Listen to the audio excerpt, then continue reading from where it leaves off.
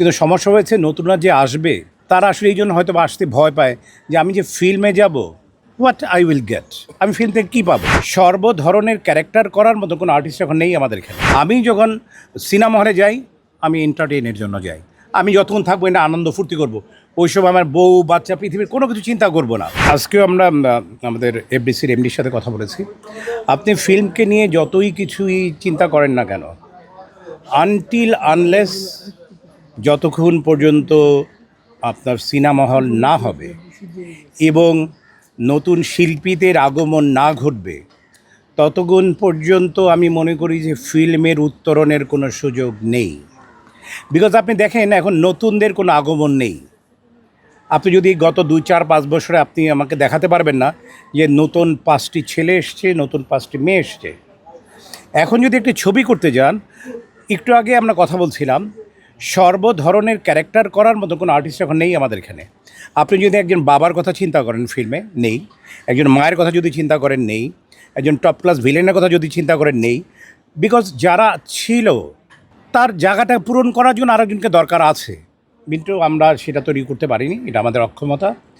আর তৈরি হয়নি, আর ওইভাবে কেউ আসেও নি। সো আমি সবসময় বলেছি যে আমি ব্যক্তিগতভাবে চাই যে নতুনদের আগমন ঘটুক, নতুনরা আসুক। কিন্তু সমস্যা হয়েছে নতুনরা যে আসবে তারা আসলে এই জন্য হয়তো আসতে ভয় পায় যে আমি যে ফিল্মে যাব, হোয়াট আই উইল গেট, আমি ফিল্ম থেকে কী পাবো। বিকজ ফিল্মে ইন ট্রু সেন্স ফিল্মে সেই ধরনের কিছুই নেই। But still we are trying, আমরা চেষ্টা করছি। বিকজ আমার কথা হচ্ছে আমার দম যতক্ষণ থাকবে ততক্ষণ পর্যন্ত আমি ফিল্মকে ভালোবাসবো, ফিল্মের ভালো কথা বলবো, ফিল্মকে নিয়ে আমি আশাবাদী থাকবো। বিকজ আজকে আমি রুবেল, যে আজকে আপনারা সবাই আমার সাথে কথা বলছেন, আমার যদি ফিল্মের রুবেল না হতো তাহলে আপনার দাঁড়িয়ে আমার সাথে কথা বলতেন না। বিকজ এরকম রুবেল বাংলাদেশে বহুত ঘুরে বেড়ায়, এটা আল্লাহ তাআলা আমাকে দিয়েছেন ফিল্মের মাধ্যমে।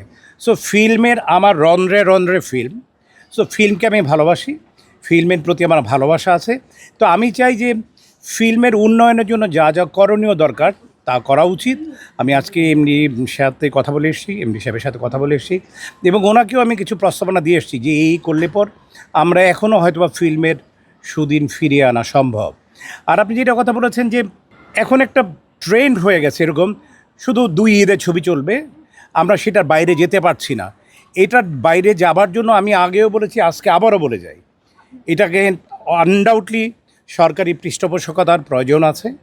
সরকারি পৃষ্ঠপোষকতার মধ্যে আমি প্রধানত বলবো যে 2 বছর তারা ছবি করবে, অ্যাটলিস্ট 12 দুগুণে 24টি ছবি করবে। 24টি ছবি এটা সরকারি পৃষ্ঠপোষকতায় হবে, এবং আমাকে জানতে হবে, দেখতে হবে যে সে কোন ধরনের ছবিগুলো দর্শক নন্দিত হচ্ছে, কোন ধরনের ছবি দর্শকরা দেখছে। আমরা কিন্তু এটার বাইরে যে ছবি করি, এটার বাইরে যায় যে আমরা যখন ছবি করব সেই ছবি হলে দেখবে না। বিকজ আমাদের বিনোদনের জন্য, আমি যেটা ফিল করি, বিনোদনের জন্য আসলে ফিল্ম ছাড়া আর কিছু নেই।